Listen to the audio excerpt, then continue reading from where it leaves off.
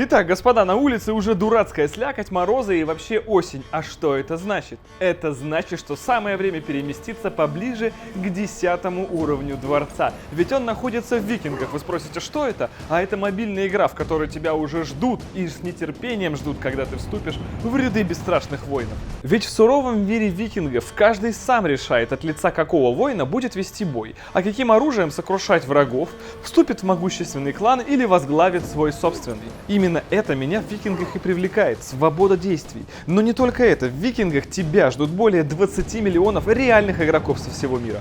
Можешь развязать с ними войну, а можешь и союзников найти. Все как в жизни. Хотя нет, даже лучше, ведь викинги снова проводят потрясающий конкурс. 2 игрока, достигших божественного 10 уровня дворца, получат шанс выиграть iPhone 11 Pro. Ну а MacBook Pro суперприз достанется игроку, достигшему самого высокого уровня дворца среди остальных игроков до конца ноября. Итоги конкурса будут подведены уже 3 декабря. И все, что для этого нужно, просто играть. Знаешь ли ты, что каждый клик очень важен, не смог вытерпеть, очень важен для моего канала, поэтому, пожалуйста, качайте викингов именно по моим ссылочкам в описании, ведь именно тогда вы получите вдобавок 200 голды и бесплатный щит. Этим всем можно просто обмазываться. Вот там качайте.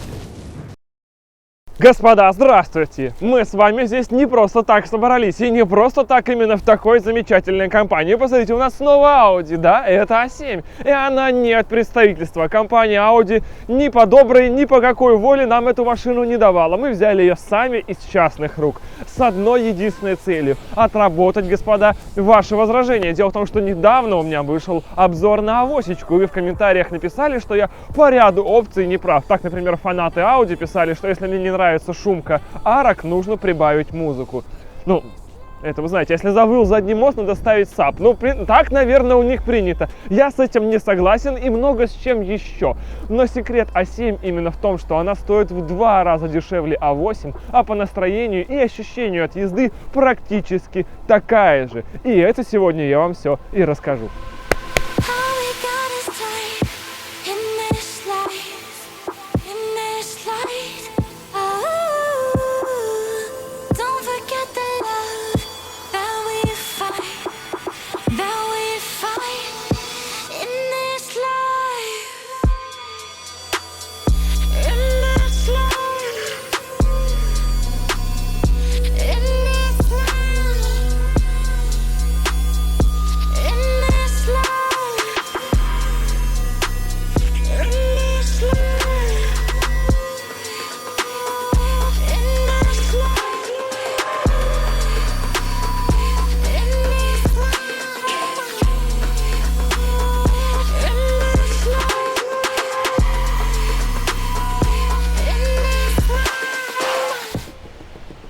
В комментариях под обзором Audi A8 мне часто писали, что я не понимаю эту марку. А потом, когда Audi A8 поехали сдавать в пресс-парк, у нее кончилось масло.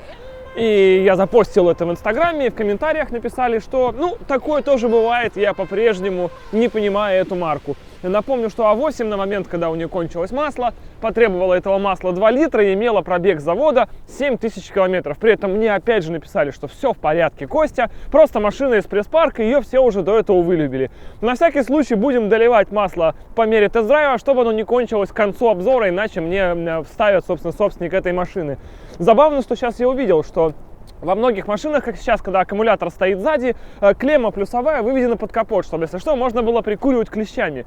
Здесь таких клемм выведено сразу 3. Одна плюсовая 12-вольтовая, вот она, и плюс и минус 48-вольтовая. То есть, получается, гипотетически может создаться какая-то ситуация, в которой нужно будет отдельно прикуривать вот ту 48-вольтовую систему.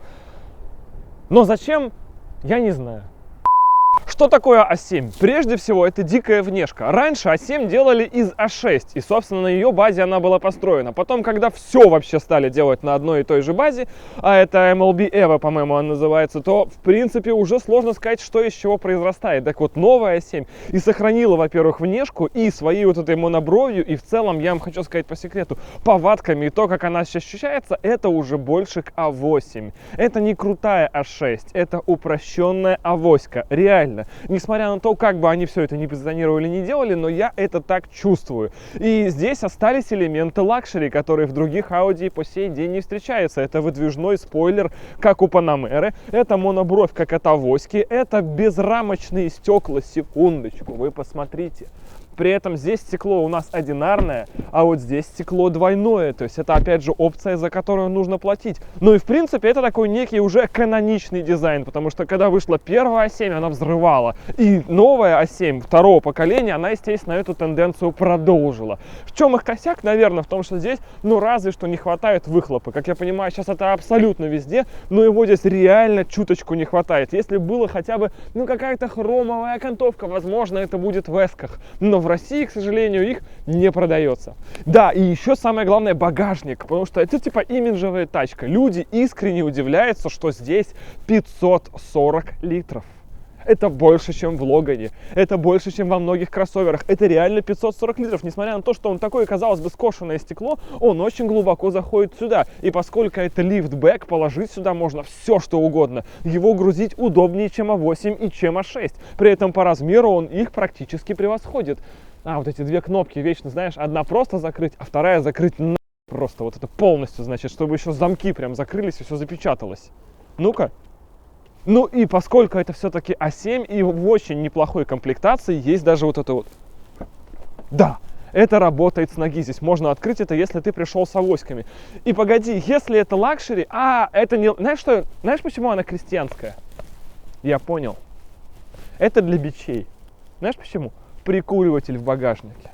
В авоське был прикуриватель в багажнике. В К900 в Kia был прикуриватель в багажнике.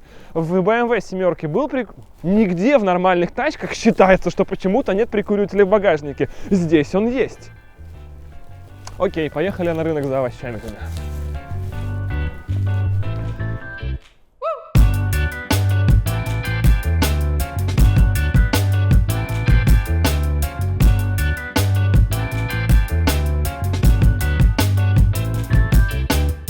И самое главное, это могла быть дико эмоциональная, пышная машина, которая делает вау, ты такой сидишь и думаешь, что происходит вообще, вот эта тачка. Но это Audi, да, это А7, можно сказать, такая кичевая немного Audi, но тем не менее, все, что сделано из Эльганштата, исключая, наверное, S и RS серию, конечно, у нас там все-таки обычная, это холодное оружие. Audi — это штука, которая должна разрезать пространство с каким-то невероятным хладнокровием, безусловно.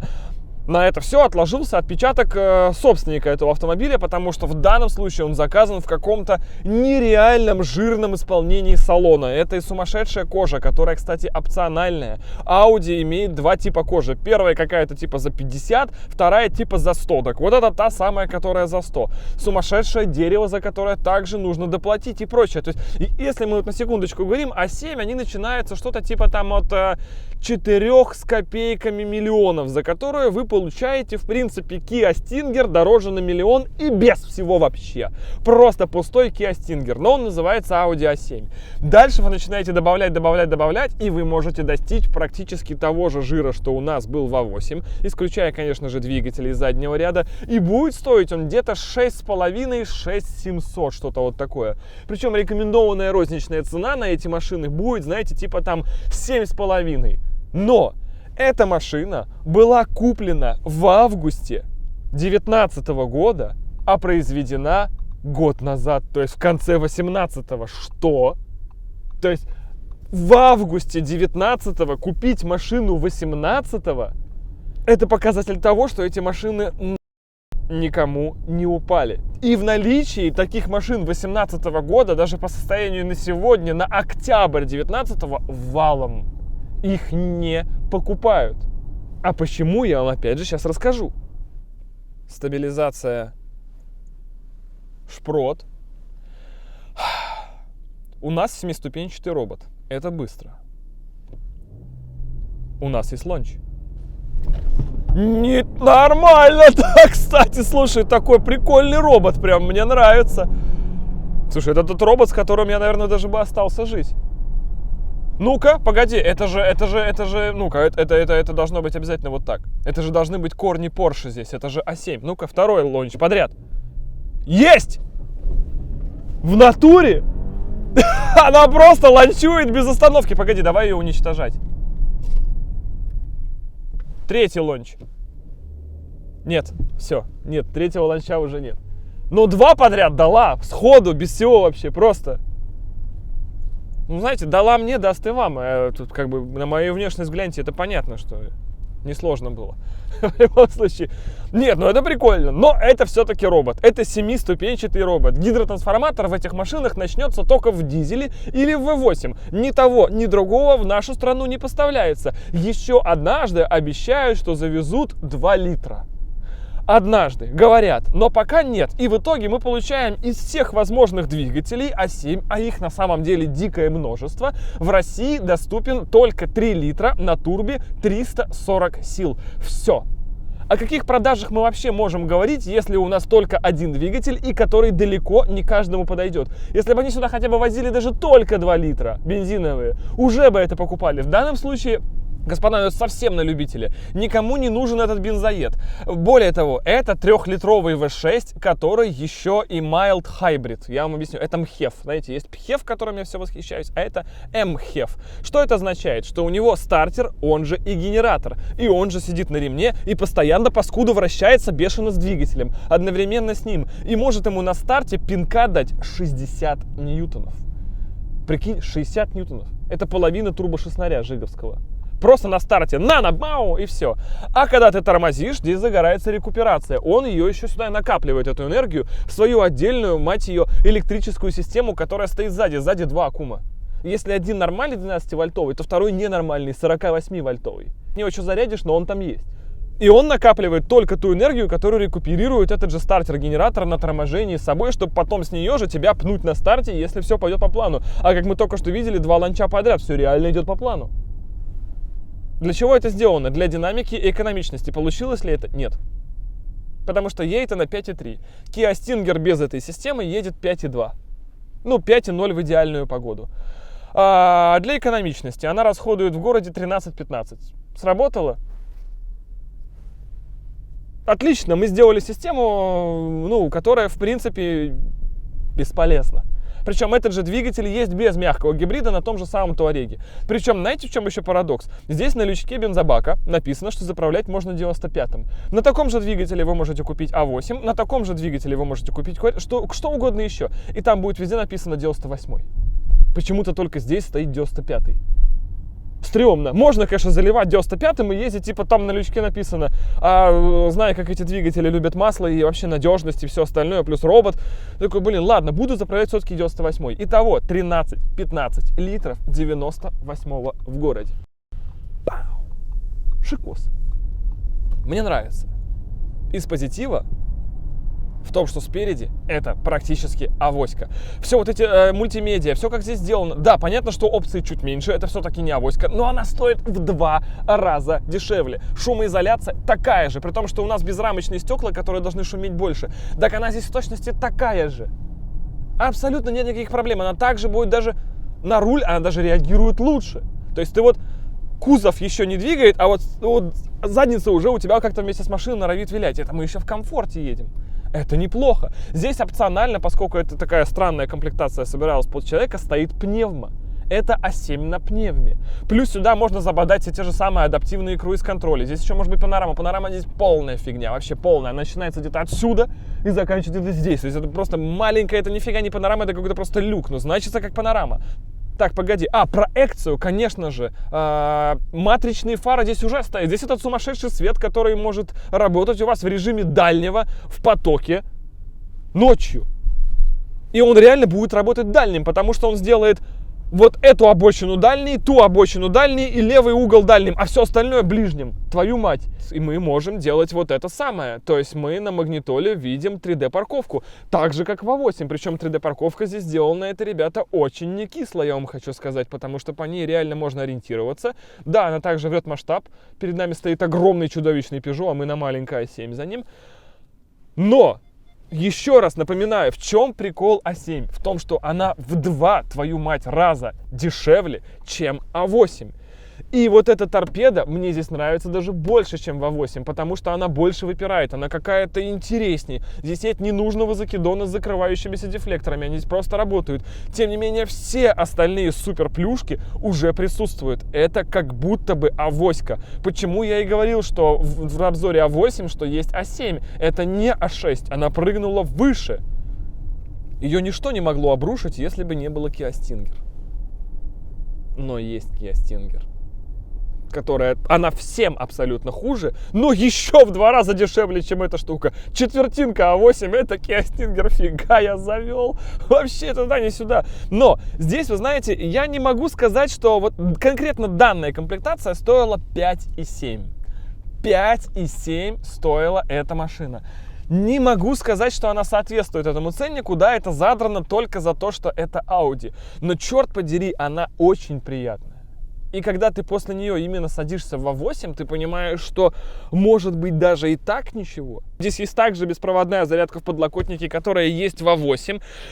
Здесь также нет подогрева лобаша, как в А8, но в А7 он может быть опционально. А в А8 понятия не имею, по-моему, нет. Да, здесь нет сенсорного управления вот этим вот подсветкой на потолке, как и это есть в А8, а здесь это просто вот так нажимается. Здесь потолок перетянут колготками, а не какой-то нормальный там алькантара или чем-то еще. То же самое. Руль электрический, лепестки на месте, селектор КПП, все. Вот здесь вот нет этого органайзера, допустим, в 2 раза дешевле. И в этом сумасшедшем дереве, в этой сумасшедшей коже, за которой пришлось все это отдать. И здесь даже, знаете, есть прикольный органайзер, он здесь у меня под левым коленом, его не было в авоське. А здесь он есть, причем глубина у него такая, смотри. Вот я достал только до конца, то есть реально по локоть туда, просто мечта зоотехника. Туда можно спрятать, наверное, даже зонт. Да!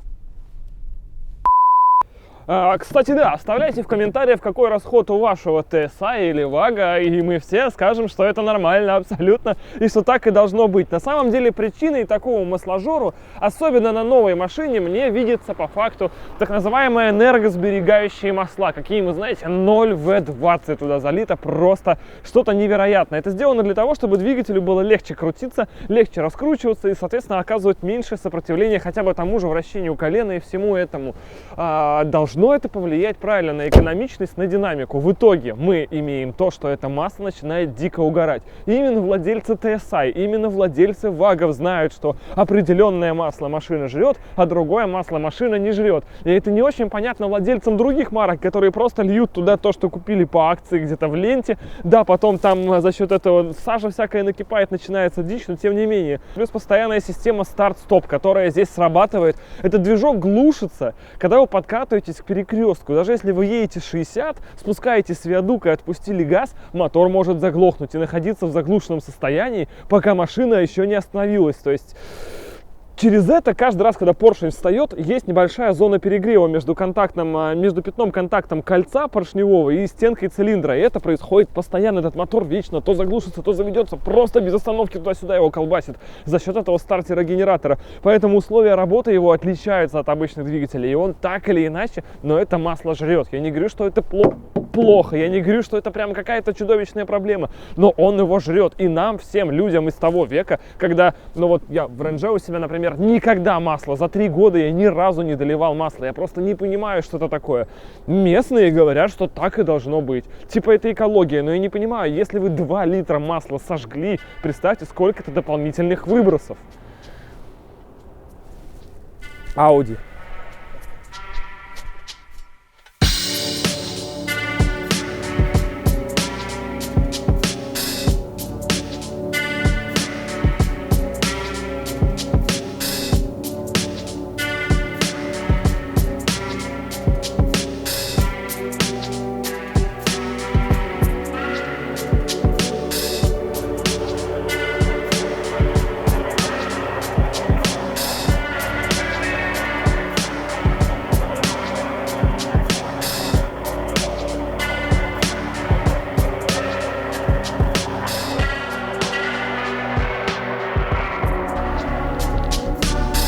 смотрите, у нас А7 получается таким собранием мелких, очень приятных фишек. Их действительно очень много. Здесь есть и доводчики дверей, бесключевой доступ, автозатемнение зеркал. Вот этого всего по мелочи, но его набирается реально куча. Беспроводная зарядка та же самая, сумасшедшая мультимедиа, то есть особенная кожа, вот это особенное дерево и так далее. То есть это такая очень причудливая, такая кичевая тачка прямо. Те немногие Audi, которые я сразу в потоке отличу от других. Вот мы в этом, опять же, с вами разговаривали в прошлом видео про А8, потому что у нее морда другая, она кажется шире, она кажется ниже. У нее, ну, задняя часть, само собой, это вообще ни с чем не перепутать.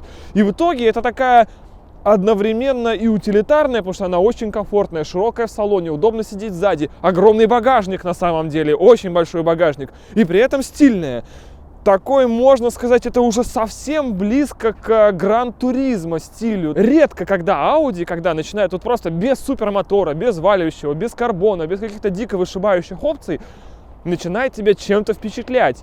И это интересно, возможно, в этом и есть весь смысл А7. Это обособленная линия Audi. Ну, по крайней мере, мне так сейчас возле нее кажется. Щупа в этом двигателе, как и в большинстве современных двигателей, уже нет. Поэтому мы решили масло доливать по старинке. Знаете, когда есть заливная горловина, и когда из нее через край польется, значит уровень. Соответственно, здесь также. Мы не знаем, хватит ли этого на вечер или нет. И вообще можно бесконечно говорить, что это все шутки, и там вот эти все шутки про масло вечное. Но с другой стороны, в А8 в заднем правом планшете был указатель уровня масла. И это не особо помогло, потому что оно все равно кончилось неожиданно. Опять же, шутки шутками. У моего бати, как вы знаете, есть Октаха на 1.6 двигателе атмосферном, и ей 40 тысяч, и она жрет масло. 1.6 атмосферный двигатель от Шкоды все равно ест масло. Чего же хотеть от двигателя с огромной турбиной в развале бошек, которая дует там просто дофига, с огромной степенью сжатия и огромными лошадиными силами? Не знаю, я, может быть, из старой гвардии, кто к этому не привык, но тем не менее. Это так. Напишите в комментариях, кстати, насколько вам, если у вас Audi, хватает 200-литровой бочки. Потому что мы не знаем, нам нужно сегодня вечер отъездить, мы не уверены, хватит или нет. Взяли одну, но вдруг надо вторую прикупить. Так, ну и что ж, у нас немножко юмора, поскольку мы сравниваем в этом видосе А7 с А8, что в принципе по себе пошлость и бред, ну так уж получилось исторически, значит давайте на ходу снимем про задний ряд. Во-первых, это точно не А8, это понятно езжу. Во-вторых, я сижу сам за собой, мы с Никитой одинакового роста, и Никита, по-моему, Никитос, ты не менялся с настройки, да, кресла? Ты вот как сел, так и не отодвигался назад, не придвигался? Вперед чуть-чуть, да? У меня жопа меньше. Ну, что у тебя меньше, это в отдельном видео, у него свой канал есть, он там вам расскажет. В любом случае, я сижу, ну, практически сам за собой. То есть я уже пробовал садиться здесь сам за собой, и расстояние у меня здесь все равно остается масса. Поскольку у нас покатая крыша, есть вот такой момент. То есть я немножечко вот этот вот Хокинг, ряд Хокинга мы назовем его, у А7 задний, потому что вы должны ездить все время вот так вот. Если вы хотите ездить прямо, у вас гребень цепляется за крышу, или у вас должен быть меньший рост, то есть где-то до 170, или ребенком вы должны быть. Тогда здесь будет комфортно. В чем парадокс А7 на заднем ряду? В этой тачке может быть адаптивный круиз, автоматическое удержание в полосе, причем с подруливанием активное, обзор парковки 360 градусов, которая все крутится вот так во все стороны. Здесь 4-зонный климат-контроль. У этого климат-контроля даже на заднем ряду вы можете выбрать, чтобы вот левому пассажиру дула печка со скоростью 6, а правому со скоростью 1. И это не то, что я здесь воздуховодами могу это закрывать, воздуховоды даже здесь есть. Это именно такое ощущение, что там специально еще заслонки закрывают воздушные, вот воздуховоды, вернее, да, чтобы именно сюда дуло так, а сюда дуло так. То есть разная степень прогрева вообще, обогрев задних сидений. То есть в этой тачке очень много очень крутых опций. Здесь есть доводчики, здесь есть пневмо, которые можно поднять, адаптивные амортизаторы. Ну реально очень много очень жирных опций. При этом задний ряд у нас немножечко от машины за лям. И ты такой, почему вот здесь кроме вот этого нету ничего? Смотрите, даже сетка, просто простейшая сетка. Знаете, как часто бывает это оформляют в виде какой-то хоть нормальной такой заглушечки, как полуполочки, как я это иногда называю. То есть как-то это все поаккуратней. Тут абсолютный ноль. Кроме подлокотника, пожалуй, в котором вот простейший подстаканник и какой-то бокс для хранения чего-то. Это все вот даже вот так, как балабас, болтается.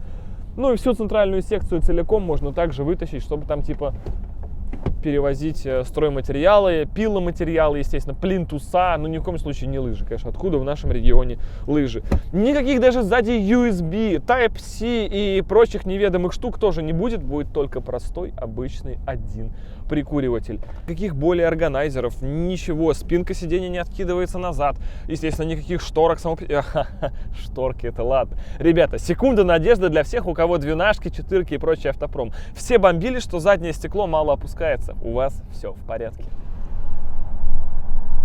Все. Ниже оно уже не уедет. Это просто вот, это щель для глаз. Исключительно бойница, чтобы через нее отстреливаться. То есть не опускается ниже никак стекло. И поскольку сзади у нас стекла даже не двойные, а одинарные, сзади шума еще больше. И шумоизоляция в этой тачке — это такая вещь, которой не хватает настолько критично, что про это знали даже на стадии проектирования. И я не шучу. То есть не хватает акустического лобаша. А лобаш здесь самое обычное лобовое тонкое стекло. В этой комплектации оно без подогрева, не атермалка и не акустическое. Когда мы снимаем обычно, Владян, и когда вот ты сидишь с камерой, скажем, в багажнике машины, и вы с Никитой разговариваете, я здесь вас слышу. То есть ее очень мало, ее реально очень мало. Только двойные стекла спереди они сделали, не хватает шумоизоляции арок. Действительно, и я говорю именно про шумоизоляцию арок. Я думал, что здесь стоит шумная резина. Я ездил на этой машине, когда ее только купили, здесь стояла летняя резина. После этого сюда одели зимнюю резину, которая реально тихая, потому что она, опять же, как на А8, как на моем Ренже, стала тише, чем на этой резине, при том, что был шок. Летняя резина оказалась неспроста. В ней был специальный подвох для шумоизоляции. Это штатные летние шины от этой самой А7, и у них внутри есть встроенная шумоизоляция. Я не знаю, наверное, это ни для кого не новость, но я-то с окраины, я такое вижу первый раз, причем эта шумоизоляция позорно еще прерывается посередине. Как Игорян только что сказал, но они же не могли знать размер колеса, поэтому, видимо, какая-то универсальная лента шумоизоляции, которая сюда наклеивается. Чем протектор менее разрежен, чем в нем меньше ламелей, тем, по идее, более шумная резина становится. Также, естественно, от компаунда, то есть жесткая резина шумнее. Но в любом случае, что мы имеем? Что штатная резина уже снабжена шумоизоляцией. То есть проблема с шумкой в Audi, конкретно на А7 и на других моделях, была известна заранее. И если вы просто меняете эту резину на другую, становится все равно тише. То есть исконно проблема-то не в покрышках, а в том, что все равно в самой машине не хватает шумоизоляции, ну как минимум арок.